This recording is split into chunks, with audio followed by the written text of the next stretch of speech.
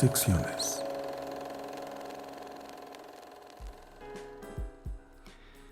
Bien, iniciamos Disecciones desde el Departamento de Imagen y Sonido, DIS, del Centro Universitario de Arte, Arquitectura y Diseño de la Universidad de Guadalajara. Y en esta ocasión hablaremos de un tipo particular de películas. Cuando los cineastas decidieron hacer a un lado las normas literarias que les ayudaban a la creación y a la planeación de las películas, surgieron una serie de películas que sorprendían y desconcertaban al espectador. Búsquedas personales, de alguna forma, de estos cineastas que resultaban un enigma o un acertijo para el público. Entonces nuestro tema son las películas enigma o acertijo. No existe una clasificación específica, un género, pero sin embargo sí son una clase especial de películas que están presentes en la historia del cine desde la irrupción del cine moderno a fines de los años 50 del siglo pasado hasta la actualidad. Somos Guillermo Baidovitz y Carlos Torrico en Disecciones. Carlos, pues tenemos este asunto de las películas enigma, y recuerdo que cuando platicábamos sobre ello tú tenías incluso pues una gran cantidad de ejemplos, no solo las que abordaremos que son más accesibles o para quien nos ve y nos escucha, sino algunas que son pues de especialista, de cineclub, y incluso tú mencionabas un ejemplo bastante reciente que acaba de pasar por carteleras. Sí, Guillermo, buenas tardes, noches o días, dependiendo de cuándo nos están escuchando ustedes. Sí comentábamos nosotros, entre Guillermo y yo, que bueno, que existen todo este tipo de películas, como bien ya informó Guillermo, que fue más o menos a final de los 50, que surge en la nueva ola o el free cinema en Europa, y que digamos que yo creo que es un término muy europeo, ¿no, Guillermo? Este tipo de películas, la gran mayoría de las que hemos como platicado, provienen de allá. Uno como maestro de cine pues está familiarizado con muchas de esas películas y también familiarizado con la reacción de los estudiantes ante estas películas, y si te das cuenta que los estudiantes necesitan que son la mayoría de nuestros estudiantes son jóvenes chavas y chavos de entre 18 y 25 años, que sí les cuestan trabajo estas películas y sí los desconciertan a veces no les gustan, a veces algunos reaccionan con entusiasmo. Y yo creo que actualmente, de hecho yo tuve la experiencia de ver la más reciente película del director sueco Roy Andersson, que sí es un cineasta con un estilo bien particular.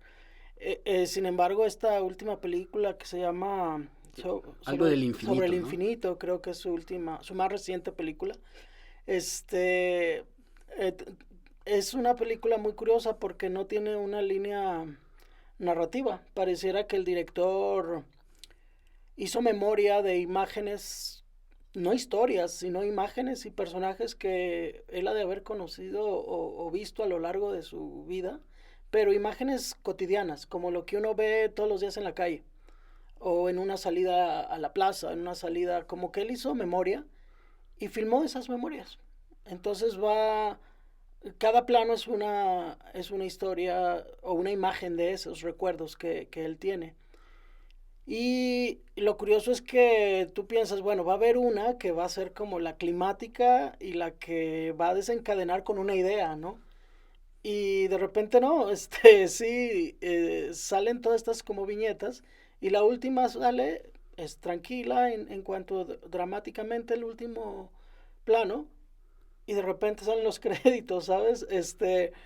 A mí me encanta la película porque se me hace de mucha añoranza, es un director ya grande de edad y se me hace como un trabajo de memoria visual que creo que todos tenemos. y que a veces no reflexionamos tanto en él, en lo que vemos en la cotidianidad. Pero la reacción del público me dio más curiosidad porque justo en el último plano y que comienzan los créditos, el público se rió. O sea, se rió, pienso yo que se sintió estafado, ¿no? Ellos dijeron, vamos a ver una película y lo que se encontraron fue otra cosa, ¿no? A lo que ellos podrían haber aspirado. Entonces esa reacción me dio mucha curiosidad, ¿no? De lo que la gente espera de las películas y que hay películas que no te lo van a dar, o sea, que no te voy a explicar de qué va, tú saca tus conclusiones y lo que te haya dejado la película, pues para eso es la película, ¿no? Sin embargo, sí, Roy Anderson es uno de ellos. En mis clases yo también, por ejemplo, encuentro esa reacción en películas como Las Margaritas de Vera Chitilova, o también en If, una película de Lindsay Anderson. También encuentras ese desconcierto a lo largo de toda la película, ¿no? A mí en lo personal sí me fascinan esas películas que te sacan un poco de la comodidad, ¿no? De espectador. Y así son muchas de las que vamos a hablar el día de hoy. Sí, es que en tanto público de cine, la abundancia de películas que han seguido, digamos, una línea narrativa, que se ajustan a principios de la dramaturgia, etcétera, nos adiestraron como espectadores a entenderlas de manera prácticamente automática. No nos damos cuenta del esfuerzo que hacemos para comprenderlas. Cuando un cineasta decide abandonar esos aspectos que dan forma a la película, entonces viene este fenómeno de la sorpresa, del desconcierto, del enojo, del desprecio a la película. Fíjate que hay un profesor estadounidense que se ha vuelto, digamos, muy famoso por la abundancia de sus libros, que es David Bordwell. Claro. Y David Bordwell habla que él estableció a partir de la historia del cine en el siglo XX, porque sus libros se comenzaron a publicar a mediados de los 80, el primer gran libro de Bordwell, que fue el cine narrativo. Él establece modelos. Uno de esos modelos, el modelo más accesible al público, es el cine clásico, que llama él, que se basa en las ideas del teatro, ideas que estaban en el cuento, en la novela, ¿no? Y de alguna forma, incluso si queremos verlo de manera negativa, a veces son imitación tan solo de eso. Esos han sido algunos de los reproches que, por ejemplo, figuras como François Truffaut hacía a un determinado cine. Decía, es demasiado literario su cine, no hay la búsqueda de lo cinematográfico. Y Bordwell después describe otros modelos. Ahí está el de arte y ensayo, en donde ya empieza a variar las cosas, porque sobre todo a partir de ideas, digamos, del modernismo en las artes, los principios de construcción, de planeación de la película van a ser otros. Y luego habla del modelo materialista histórico, un cine cargado en la retórica política, y del cine paramétrico. Entonces, esos tres tipos de cine distinto da por resultado películas casi todas ellas desconcertantes. Sucede, como en el primero de los casos del que ahorita hablaremos, que con el paso del tiempo las explicaciones, se ha hecho transparente la película, se ha hecho más accesible porque se socializaron ya muchas de las explicaciones, de las maneras de entender la película. Sí, de hecho en internet existe un género donde aquí te explicamos la película. Ah, mira. Existe y varias películas ahí. Y aparte a veces te quieren explicar películas totalmente entendibles, ¿no? Que claro, no hay necesidad de la explicación, sin embargo existe. Claro. Entonces sí, digamos que ahora puedes alguien más te dice el significado. Y de ahí la manía del público también de tener miedo a que le revelen cosas sobre la trama, ¿no? En estas películas no hay manera de revelarles cosas sobre las tramas. Y creo que vale la pena, después del ejemplo de que hablaste de Anderson, remitirnos a una película en sí dentro de un género popular, como es el de la ciencia ficción, ¿no? Es decir, que tiene por objetivo ser accesible a un gran público, pero que sin embargo, pues sí es una película enigmática y hasta la fecha da pie a todo tipo de interpretaciones, que es 2001, una odisea del espacio. Comenzamos por ahí, Sí, sí. es el año 68, podemos atribuir la condición, digamos, de la película, un poco simbólica de la película, a la cultura hippie, a la contracultura, lo que quieras, pero la realidad es que en Kubrick hay ahí el desarrollo de una película que no se parece incluso a sus cintas anteriores, que eran abiertamente narrativas, mucho más accesibles, ¿no?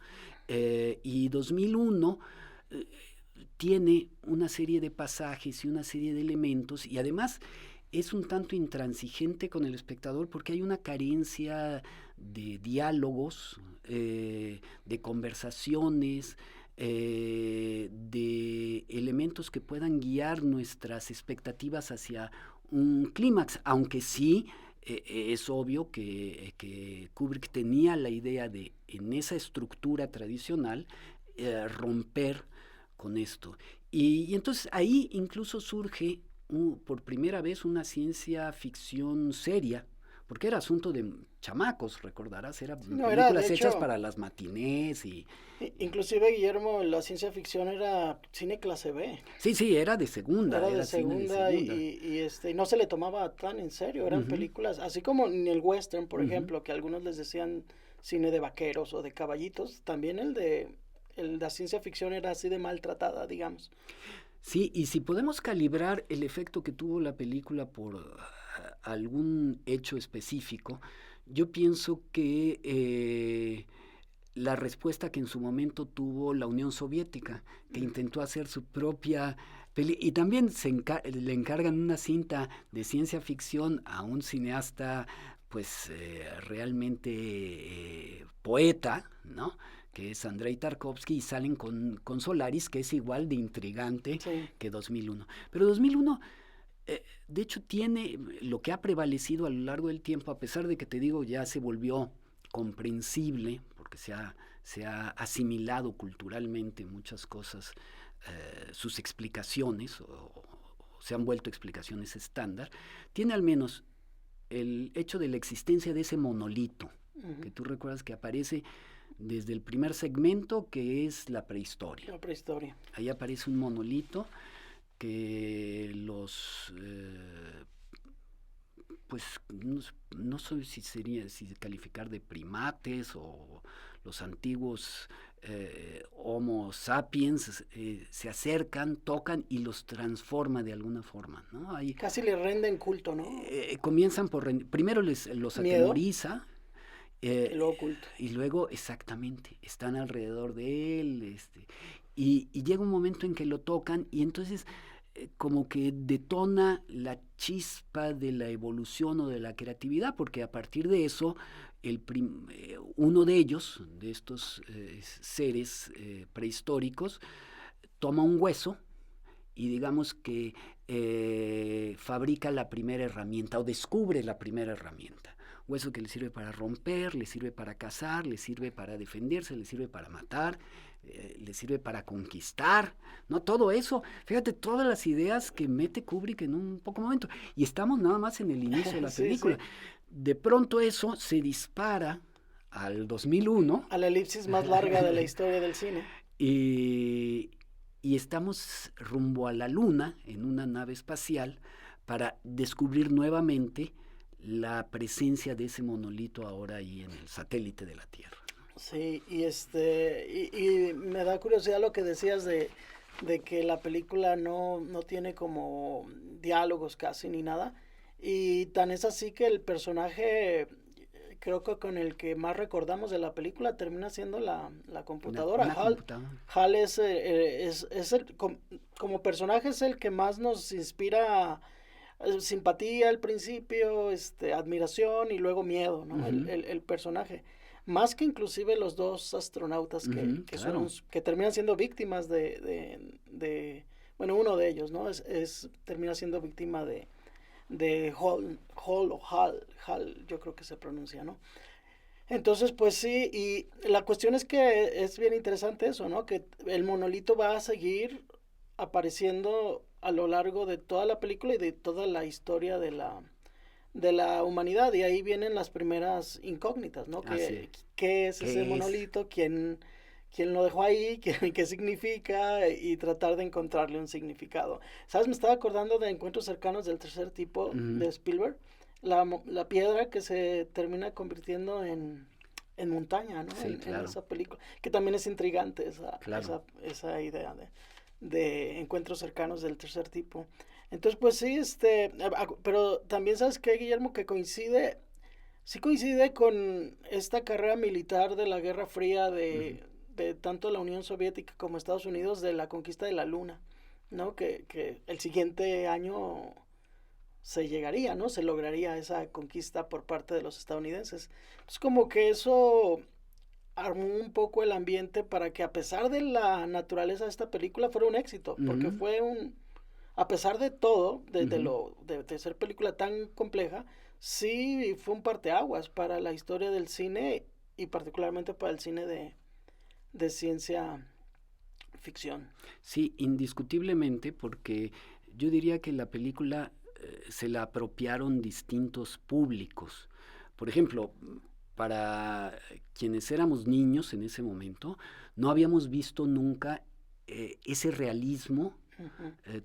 tal grado de realismo en las imágenes del espacio, en las imágenes de otro planeta, en la idea del viaje interplanetario. O sea, siempre habían sido, a pesar de ser niño, uno notaba que aquello era algo que estaba siendo movido por hilos o Y que... sabes qué, Guillermo, el eh, asunto de que, por ejemplo, la llegada a la luna y todo eso, que sí se vio, digamos, porque ya la televisión era un medio muy masivo, finalmente en la televisión el espacio y la llegada a la luna lo veías en una pantalla pequeña ujú. y en blanco y negro.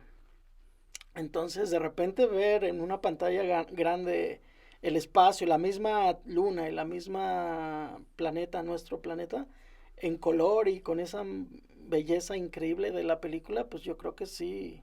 Hoy todavía nos fascina la película, ¿no? Y mira, para los conspiracionistas Venga. fue el mejor pretexto para decir que, en efecto, que Estados Unidos no había llegado a la Luna y que habían contratado a Kubrick para montar el viaje del Apolo y el descenso en la Luna.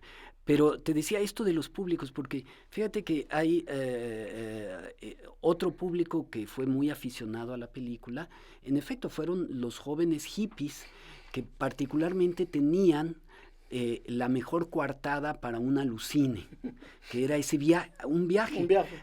En realidad toda la película es un viaje en diversos sentidos. Es el viaje de la especie, ¿no? De la especie humana, es el viaje interplanetario y después el viaje interdimensiones o algo por el estilo, que hay un punto en cuando se acerca el astronauta Bauman en un módulo muy pequeñito que logra escapar precisamente de la nave, de la computadora maligna esta HAL, se acerca a Júpiter.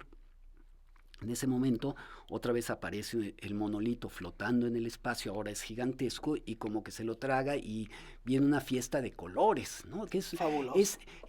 deben de ser 10 minutos de cine abstracto completo. Es decir, ahí olvídate ya ni siquiera de lo figurativo, de que puedes encontrar elementos naturalistas, ¿no? Es una fiesta de colores y entonces pues los hippies estaban felices, fumaban El, mota o o tomaban algo consumían LSD. y se viajaban en ese momento y fue uno de los públicos que realmente le dio también éxito a la película, ¿no? Sí, aparte como que pues todo el siglo XX, los que vivimos gran parte del siglo XX, había esa mitología sobre el siguiente siglo, ¿no? Sobre el Claro. siglo XXI. Ujú, Entonces, y había, la película satisface nuestra curiosidad de cómo iba a ser el mundo en ujú, el 2001. ujú, Y hoy en día creo que también es un atractivo de la película, ¿no? ujú, Que de lo que se ve en esa película es realidad hoy en el 2022, ¿no? ujú, De hecho, yo recuerdo en el 2001 había mucha especulación de la película, ujú. ¿no? Se retomó el tema de la película por el año. Entonces como que sí también ese era otro, era un poco como la serie esa de los supersónicos, ¿no? Pero un poco más seria. Y que la verdad es que el futuro era como un enigma para Ujú, nosotros ujú. y estas películas, me acuerdo que estábamos contando los años para la llegada del Del año 2001. 2000, ¿no? Y decíamos, yo me acuerdo siendo niño en pláticas de mi casa y decían, faltan 20 años Ujú. para el 2000. Entonces entonces la película nos responde mucho de esas incógnitas y en su momento pues no sabíamos si iban a ser realidad o no. Y yo creo que eso es una de las cosas maravillosas que tiene la película. Sí, y aunque hablamos de un producto de fantasía, eh, la inteligencia de Kubrick es tal que yo diría que va a ser una película que sigue siendo futurista, es decir, todavía, a pesar de que el año que prometía la película es un año que quedó atrás, hace ya 2 décadas, eh, lo que se nos presenta ahí todavía es el futuro de la humanidad. O sea, esos viajes Sí. todavía se está pensando en ellos, en ese En tipo Marte, por ejemplo. de cosas, ¿no? En el viaje tripulado, en la conquista de la luna, no solo bajar y dejar ahí sino ya vivir y tener ahí algún tipo de actividad, es decir, eh, lo maravilloso de 2001 es eso, que sigue siendo una película futurista y como tal, eh, creo que es la única película hasta el momento que ha necesitado una novela para explicarla, porque Arthur C. Clarke Sí. escribió la novela después para explicar algunas cosas y de ahí lo que te decía, que se haya también establecido una suerte de explicación estándar para lo que pasa en la película, porque hay otro elemento que es el final, El bebé. el bebé espacial. O sea, ¿quién es ese bebé? ¿Qué es ese? ¿Por qué puede viajar en el espacio? Y que Eh, todavía está en el vientre, ¿no? exacto, en realidad es un feto Es un feto. en cierto modo, ¿no? Está todavía en la bolsa y sin embargo va viajando por el espacio hacia la Tierra. ¿Qué significa ese final? Aparte la música. Sí, sí, que ha dado pie también a estas interpretaciones eh, un poco fascistas de la película, porque la pieza con la que arranca, que es muy Ajá. poderoso, Kubrick tenía también una gran intuición musical, ¿no? Ujú. Entonces, seleccionó, no le gustaba mandar componer música para sus películas. Decía, si ya hay tan buena música, ¿para qué mando a hacer música? Y entonces seleccionaba con muy buen tino pasajes de composiciones ya existentes y lo que hizo con el Así hablaba Zaratustra de Richard Strauss, que es el arranque, pues la verdad marcó para siempre la historia del videoclip. Es un videoclip como ningún otro, o sea, te inspira, te llena de energía, ese inicio que es en el espacio, la salida del sol, ¿no? Ahora hay Y una al final cosa, tenemos lo mismo. hay una cosa que, digamos, que tiene desventaja este tipo de películas, que la verdad, la experiencia de verla en una sala de cine Ujú. no se compara nunca No. aunque tengas una tele de 60 pulgadas o más grande de 60 pulgadas, la experiencia nunca va a ser igual. O sea, esa entrada que acabas de describir te llena los sentidos viendo la película en una sala de cine. Nosotros hace poco fuimos afortunados, ¿no? Hace unos 6 años que se exhibieron las películas de Kubrick en Cinépolis.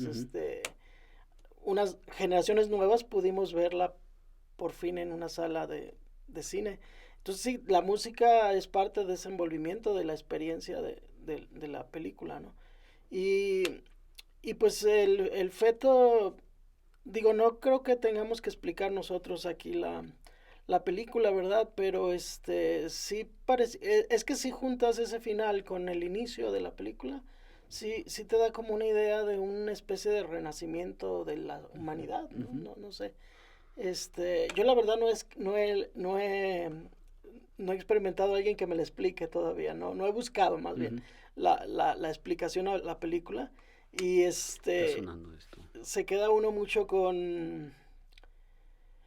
pues con la lectura que cada uno le pueda dar a la película, ¿no? Más que con una explicación. Sí, pero la impresión general ante 2001 es que uno se encontró ante algo mucho más grande que lo que uno puede experimentar de otra forma, ¿no? Es decir, realmente, a pesar de lo artificial que es el cine, es un ejemplo de cómo nos muestra la grandeza del cosmos, ante la cual somos una cosa infinitamente pequeña, insignificante, ¿no? Ve a las ideas a las que hemos llegado con una película, lo cual es interesante porque ese era el sentido, creo, de muchas de estas películas, inspirar de pronto a la conversación, al debate, a lo que queremos hacer con Disecciones, que es discutir y disfrutar el cine a través de la charla. Y tenemos una segunda película de los años 60. Fíjate, Guillermo, que yo nomás quería terminar un poquito con algo que ahorita me surgió con lo del año 2001, que decías pues que obviamente llegó el 2001 y no vimos mucho de lo que Kubrick exponía en la película, y me quedé pensando en lo que sí vimos en el 2001, que ni Kubrick pudo adivinar, que fue, por ejemplo, la violencia de los atentados terroristas, ¿no? Eso sí nos tocó ver, digamos, algo muy terrenal, como fue la violencia, así de masiva, y que en la película de Kubrick ya la retrataba en la primera escena, ¿no? Sí, en la primera secuencia. claro.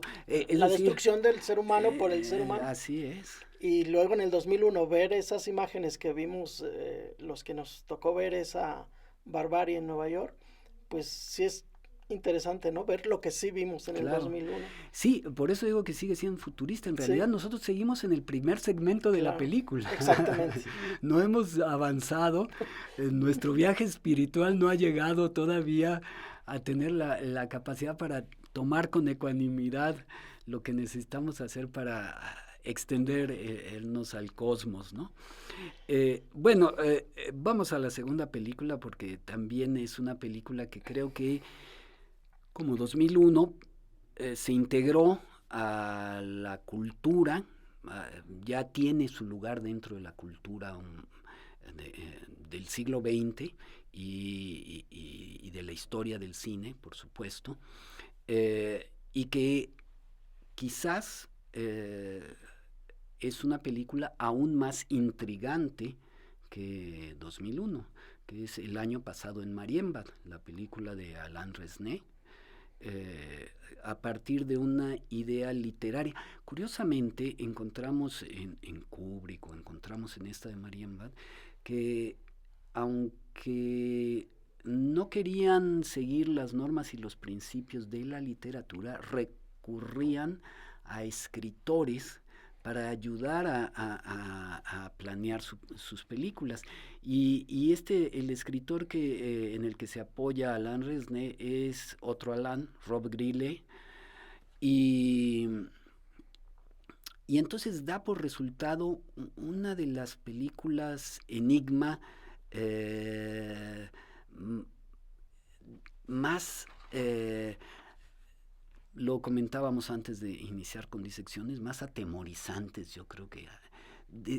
no sé si alguien pudo ver con la tranquilidad, con la emoción que se siente ante 2001 el año pasado en Marienbad. Si más bien ahí la inquietud prevalece sobre cualquier otro tipo de sensación, ¿no? Lo que pasa es que Mariman finalmente sí tiene una historia hasta de amor, ¿no? Ujú, Podría ser ujú, hasta dásela a un director hollywoodense y te hace un blockbuster ujú, de estos amantes que se encuentran y reencuentran o no, ujú, porque es precisamente lo que la película expresa, ¿no? Si, qué tanto de veracidad hay en la memoria que alguien puede tener y qué tanto es invención. Y entonces la película tiene esa historia como ujú, base, ¿no? Dos amantes que supuestamente se han reencontrado a través de los años en un mismo espacio y que la chica de esa relación, la mujer, niega recordar ujú, esas memorias, ¿no? Y sin embargo, como él narra las memorias, son totalmente creíbles todo lo que él ujú, dice, ¿no? Nos convence que eso pasó, pero ante la negación de ella, tú ya no sabes en qué momento,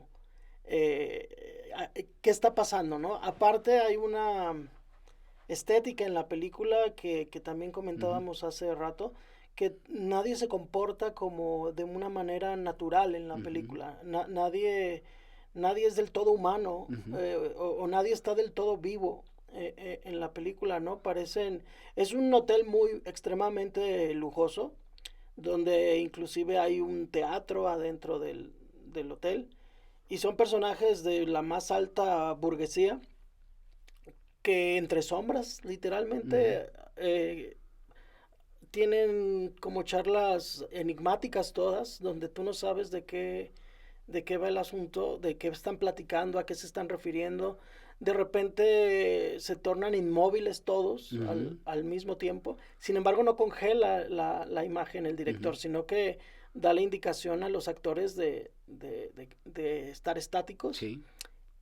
y de repente empiezan a hablar. Entonces todo eso hace la película un auténtico enigma donde tú no sabes qué te quieren realmente contar, Ujú, ¿no? Entonces, sí es complicada de ver, creo yo, para un espectador así. Para mí mismo es ujú, complicada la película, pero comentábamos hace rato de cómo en el fondo la película da miedo, ujú, ¿no? Es como una especie de fantasmas, ujú, un poco el ángel exterminador ujú, de Buñuel, ujú. un poco, Es irracional, un sí. poco la última secuencia del Resplandor de Ujú, Stanley Kubrick también, ¿no? Todo ese diálogo de, de Jack Nicholson con el bartender, ujú, ese ambiente que termina siendo fantasmagórico. ujú, Creo que la película lo maneja durante la hora y media que ujú. dura. Mira, yo en parte digo, es irrelevante lo que yo opine sobre la película porque como te decía ya está situada dentro de la cultura, su lugar. Sin embargo, sí atribuyo mucho de la forma que tiene la película, en parte a la trayectoria. Resné venía de hacer documentales y documentales en donde las cosas que captaba eran espacios, eran edificios, eran máquinas, pero casi no seres humanos. Es decir, toda la carrera de Resné en los años 50 es como un exitoso documentalista experimental, ¿no? Y Noche y Niebla, la película sobre los campos de exterminio nazi. Las estatuas también mueren, la película sobre el arte africano, que hizo junto con Chris Marker. Toda la memoria del mundo, la película sobre la Biblioteca Nacional Francesa, son películas en donde no hay un personaje, sino está los edificios, los espacios, las cosas, y con eso arma, sin embargo, y con una voz, va armando sus películas. Luego, su primer largometraje también toma como base un texto de Marguerite Duras, Hiroshima Un amor. Mon Amour, que también es un texto que en realidad pues son voces, son evocaciones, y claramente el año pasado en Marienbad es una suerte de experimento con la memoria, con el tiempo. Yo nunca he podido confirmar este dato, pero he encontrado distintos textos en donde se señala que la inspiración del año pasado en Marienbad viene de una novela de un latinoamericano, del escritor argentino Adolfo Bioy Cázares, que escribió una novela que se llama La invención de Morel, en donde un personaje, creo que es un exiliado político, entonces tiene que huir y naufraga y va a dar a una isla. Y en esa isla él empieza a ver personas, fiestas, etcétera, pero no lo ven a él. Y solo de pronto hace contacto precisamente con una mujer. Bueno, para no echar a perder, bueno, sí puedo echar a perder la invención de Morel. El asunto es que al final es como una especie de realidad virtual, eso que ha quedado eternamente proyectándose. Alguien había grabado todo esto, filmado todo esto, y eso se proyectaba en ese sitio. Esa es la invención de Morel. Entonces este hombre, solo con imágenes, pero lo intrigante es cómo si con una hace ahí una suerte de enlace. Y si eso fuera así, eso explica un poco más la película del año pasado en Marienbad, porque entonces tienes este asunto de que hay un personaje que sí existe, ¿no? Y lo demás que son recuerdos, memorias, evocaciones de algo que ya se fue, que probablemente no existe y que se repite infinitamente, ¿no? Como una película. Sí. Curiosamente, aquí en México la película se vio casi, digamos, muy pronto, casi después de su estreno en Francia, en el año 61, y escribió Emilio García Riera un texto muy interesante, donde termina por hacer también una conexión con el surrealismo, aunque a mí un poco no me convence del todo que cada que hay algo extraño lo conectemos con el surrealismo, ¿no? Pero él dice que hay algo de Buñuel en la película, tú lo mencionaste también, es cierto. Y curiosamente, el director de fotografía del año pasado en Marienbad, que es uno de los grandes directores surgidos en la nueva ola, que es Sasha Birny, después haría la fotografía de Bella de Día, por ejemplo. Bueno, el asunto es que el otro que escribió sobre la película fue Salvador Elizondo, y Salvador Elizondo inicia su artículo en la revista Nuevo Cine hablando de, parece que fue a ver la película junto con Monsiváis, la vieron 2 veces y salieron totalmente convencidos de que aquello era un experimento con el tiempo. Y entonces el resto del artículo es, y también eso se nota en el texto de Emilio García Riera, es, fíjate, todo lo que le exige una película como estas a un intelectual que utilice todo su armamento intelectual para tratar de dar explicaciones. Entonces se va, Salvador Elizondo se va a las matemáticas, después se va a ciertas teorías sobre el tiempo, y deambula tratando de dar explicaciones. Y dice algo muy curioso.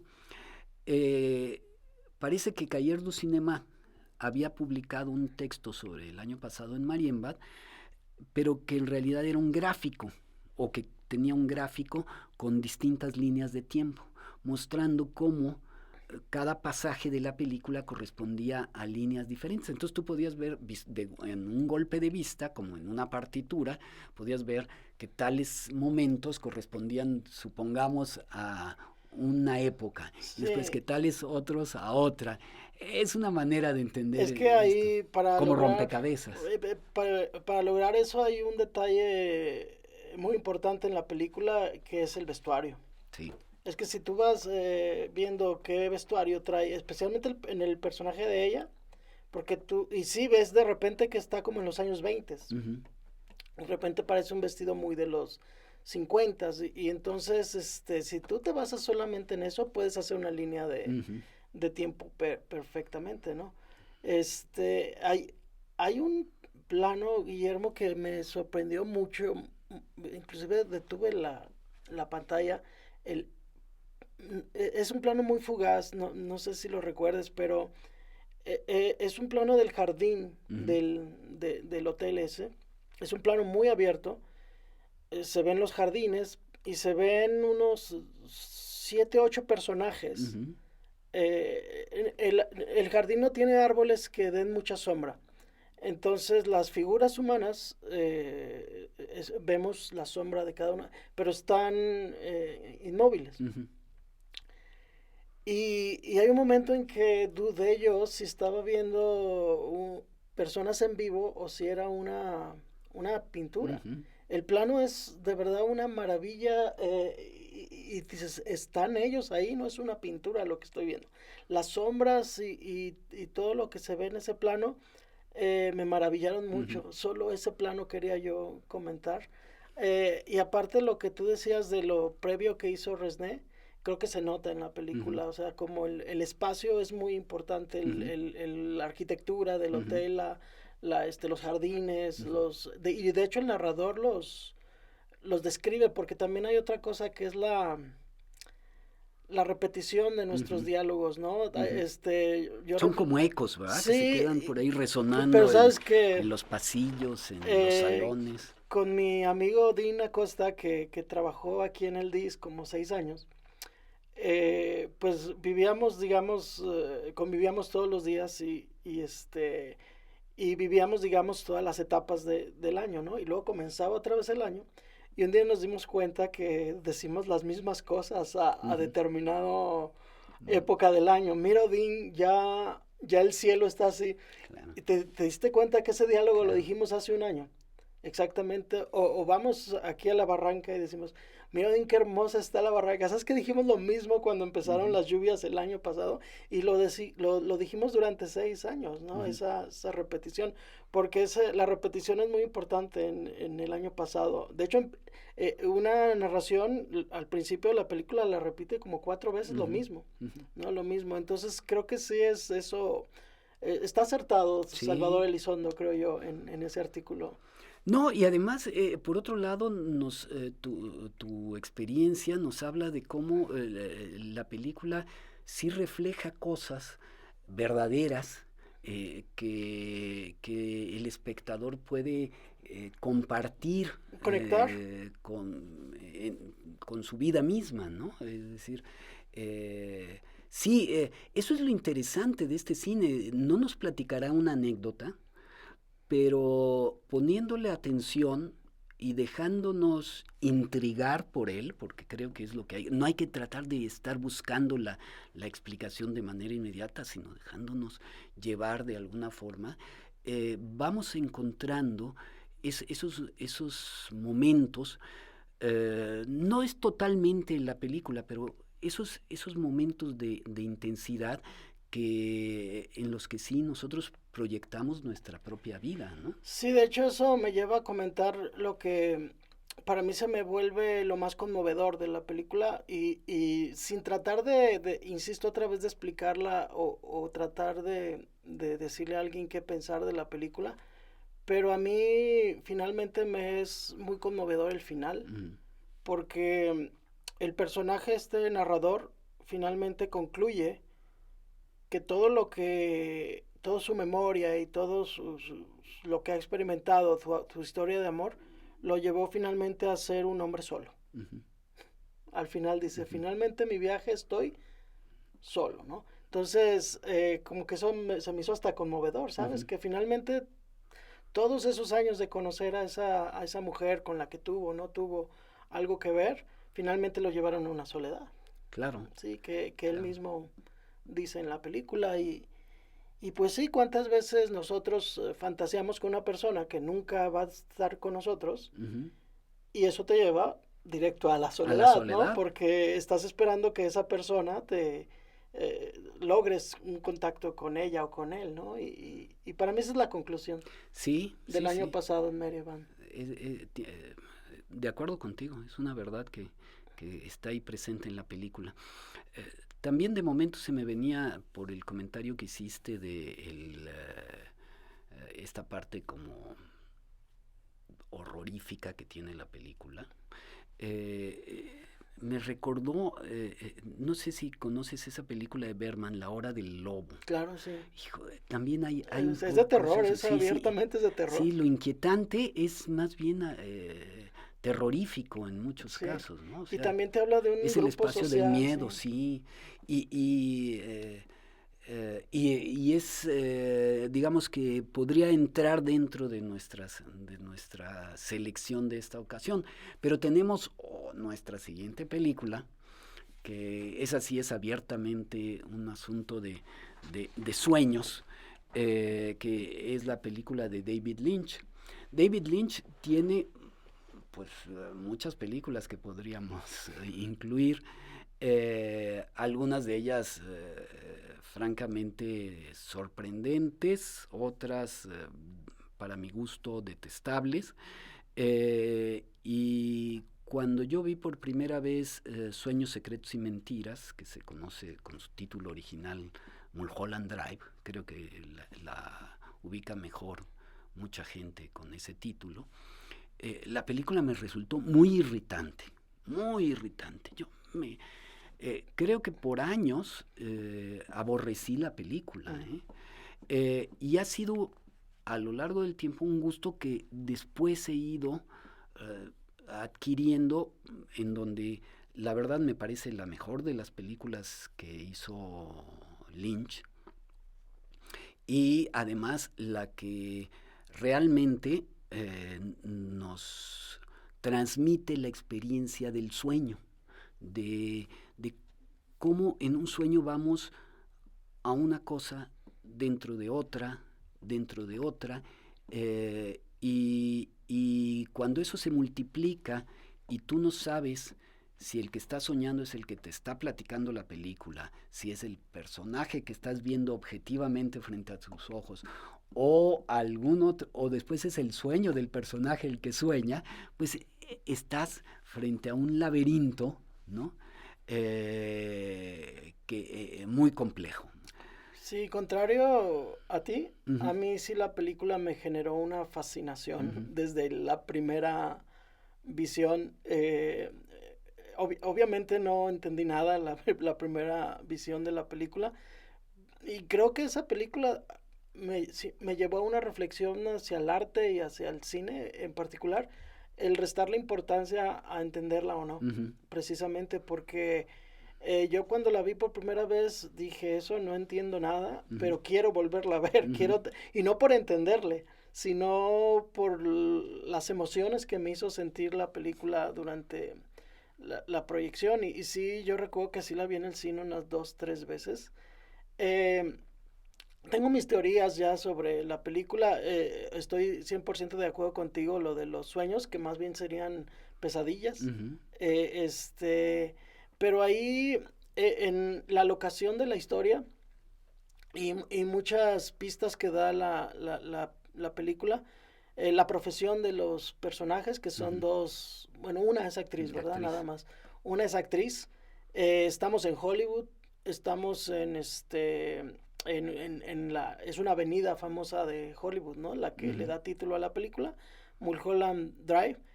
Y hay como muchos guiños, por ejemplo, al cine mismo como un sueño, ¿no? O también como una pesadilla.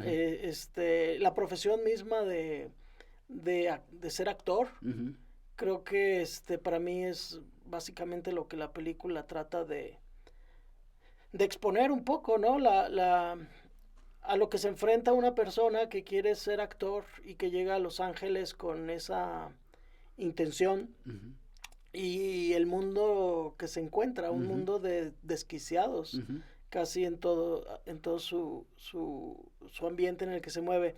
Hay referencias, por ejemplo, a dos actrices, que, por ejemplo, ella inclusive te lleva a revisar la historia del cine, ¿no? Por ejemplo, es una chica latina, que es la actriz Laura Herring, ¿no? y entonces ella es una morena, Ujú. ¿no? No es actriz, ¿verdad? No, es sí, como sí, una es call como girl call girl, sí.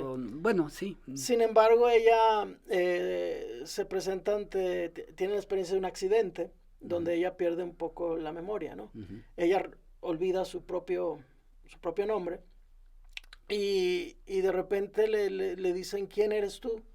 Y ve una fotografía de Rita Rita. Hayworth, ¿no? Y dice, soy Rita. Pero eso nos remite a... Es que no sé si resulte yo muy pretencioso, pero igual lo voy a contar, ¿no? Aunque suene. Eso me remite obviamente a la actriz Rita Claro, Hayworth, ¿no? Que claro. también era una chica de origen español, Ujú. que fue una superestrella en Hollywood en los 40. Ella tuvo una relación personal con Orson Welles, que para una de las películas que dirigió, que le dirigió él mismo, es La Dama de Shanghái, Ujú. donde a ella le hizo cortarse el pelo, que era uno de sus principales atractivos eróticos, el cabello Ujú. de Rita Hayworth. Se lo hizo cortar y aparte se lo hizo pintar de rubio, Ujú. ¿no? Ujú. Entonces ella ya en Mulholland Drive, el personaje hace un poco lo mismo, se cambia de personalidad y se transforma en Rita, Ujú. y se pinta el pelo de rubio también, ¿verdad? Sí. Sí, entonces eso dije, bueno, esto es Rita y es la dama de Shanghái. Luego por ahí aparece una actriz de musicales, que era Ujú. una extraordinaria Ujú. bailarina, que era Ann Miller, Ujú. ya grande de edad, es la portera del lugar donde llega a vivir Naomi Watts, Watts. ¿no?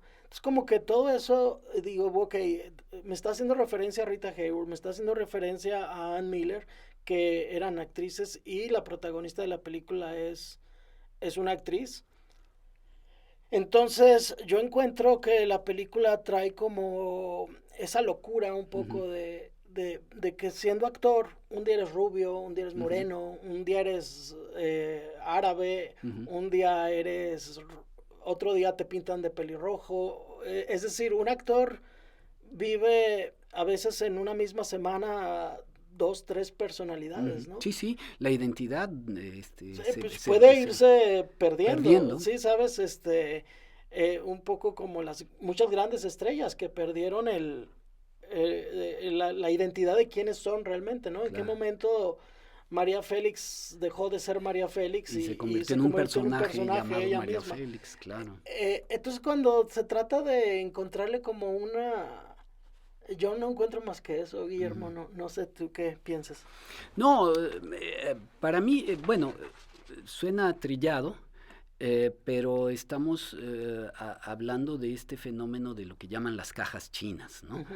Algo dentro de... porque realmente la línea narrativa va en efecto, a veces nos introduce en un asunto y después nos lleva dentro de algo que surgió ahí a otra cosa nueva más adentro y vamos un poco perdiendo entonces el sentido, digamos, de linearidad y se parece mucho a cómo en el sueño pasamos de una cosa a otra, ¿no? A Ujú. veces incluso mira, yo me atrevería a dar esta hipótesis. La película comienza con el personaje Laura Herring que está siendo secuestrada por, por unos matones, ¿no? Y que la van a matar. Y precisamente la llevan por Mulholland Drive, que es esta avenida que sube sobre una de las colinas, y a tirarla, porque parece que incluso históricamente ese era un sitio donde Los gángsters. los gángsters tiraban a sus víctimas. Y, y eso desemboca en un accidente porque no solo cae ella, sino caen los otros también. Hay un choque, es decir, un accidente, salen de la carretera y se desbarrancan. Eh, y mira, cuando nos acostamos a dormir y estamos a punto de caer en el sueño más profundo, sentimos a veces que caemos. No sé si te ha ocurrido, Sí, que sí, hasta uno de pronto ahí hay un movimiento. sí, sí. Bueno, pues con eso empieza. Entonces, déjate llevar por la idea de que te vas a meter en esto que puede ser una pesadilla, que puede ser un sueño. Desafortunadamente, al ponerle el título en español, sueños, Sí, misterios y todo esto, pues revelaron algo que el título tan inocuo, ¿no?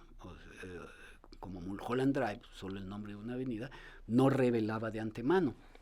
Pero por otro lado, también hay que reconocer que la película es resultado de una circunstancia muy particular que originalmente iba a ser una serie de televisión como Psicosis. Como Twin Peaks. Sin embargo, hicieron el piloto y luego parece que la televisora canceló el proyecto y entonces David Lynch decidió utilizar el material del piloto y completar algo para hacer una película completa. Entonces, también de pronto es la manera en que encontró él de salvar un material que le parecía a él muy interesante. Pero indiscutiblemente, para mí, ahora, luego de 2 décadas, es una película fascinante. Sí. Y esa es la palabra correcta, ¿no? Y sabes que Guillermo también creo que está hermanada con otra película que también tiene el nombre de una avenida de Hollywood y que también es la historia de una actriz que pierde la identidad, ¿no? Inclusive la cordura, que es Sunset Boulevard, que tampoco me parece accidental, ¿no? La relación con estas dos. Y obviamente si pensamos que es un sueño, pues es irracional, o sea, en todo lo que pueda suceder.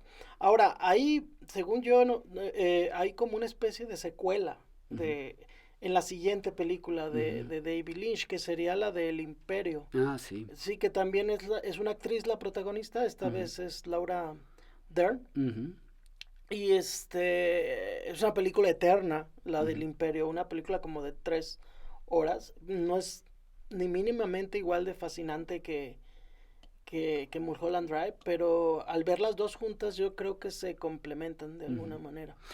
Esa es una tarea que yo tengo pendiente porque en efecto como detesté Mulholland Drive dije ya no voy a ver ninguna otra cosa de David Lynch, pero tendré que recuperarla. Pero por lo pronto pues nos quedamos con esta como el último ejemplo de las 3 películas que abordamos en disecciones el día de hoy. De ahí podríamos y hubiera sido interesante lograr llegar un poco a una película muy cercana, la cinta de Christopher Nolan, un director que también le ha buscado siempre como... Fíjate que casi todas estas películas, porque lo tiene también secretos, misterios y todo esto que le pusieron, como le pusieron sueños, misterios y secretos a la película de David Lynch, hay una suerte de base o infraestructura que tiene características de género, porque esto de Mulholland Drive es como film noir, digamos, en cierta manera, pero que solo sirve de pretexto para introducir cosas. Y en el caso de la película de Christopher Nolan a la que me refiero es Tenet, una película que es un palíndromo, ¿no? Es decir, la palabra la puedes leer igual de derecha a izquierda que de izquierda a derecha, se lee de la misma forma y incluso desde el centro sería la expresión net, red. Y en efecto la película es una red, un tejido de cosas relacionado con una visión pseudocientífica del tiempo. Que es un pretexto para el artista, es decir, para Christopher Nolan para hacerlo. Pero bueno, eso ya se nos quedó fuera, pero ese es un caso, o la película que tú mencionabas de Roy Anderson, de cintas mucho más recientes, que como decíamos en un principio, pues no es un fenómeno de las películas Enigma o Acertijo que se circunscriba exclusivamente a los momentos de la renovación, de las nuevas olas y de los cines jóvenes y de todas estas cosas, ¿no? Sí, pues se agradecen esas películas, ¿no, Guillermo? O sea, también yo creo que no necesitamos un respiro de un cine convencional para ver esta situación de un cine alternativo. Hacen falta películas así que reten más al espectador. Así es, ese cine diferente. Bueno, pues Carlos, es todo por el Disecciones de hoy. Nos despedimos de ustedes, recordándoles pues todo el equipo que hace posible este podcast, que Carlos Torrico, Guillermo Baidoich están aquí frente a las cámaras y en los micrófonos, pero detrás hay compañeros de trabajo, colegas del DIS, estudiantes, gente muy talentosa haciendo posible este podcast. Y comenzamos entonces pues con el staff que nos ayudó para esta producción del día de hoy, que es Arlet Danaí Gutiérrez Macedo, Daniel Ortuño Gudiño, Emilio Alejandro Velasco Zamora, a los que les agradecemos profundamente su apoyo. En cabina está operando el audio Carlos Aviña, también muchas gracias. Y ya la producción regular, pues en el diseño gráfico Andrés Figueroa, en la edición Imanol Martínez Avendaño, en la música Omar García y en la producción general Itzel Rangel. Si quieres hablar de nuestras, dónde nos localizan como podcast, Carlos. Bueno, tenemos ya Spotify, es Disecciones Podcast, y también nuestro canal de YouTube se llama Disecciones, nada más, ¿no? Y tenemos Instagram, Disecciones-podcast. Entonces, ahí pueden expresar ideas, críticas, comentarios del programa y pues ojalá y puedan participar por ahí, por nuestras redes. Muchas gracias por escucharnos y vernos. Nos vemos en 15 días. Gracias.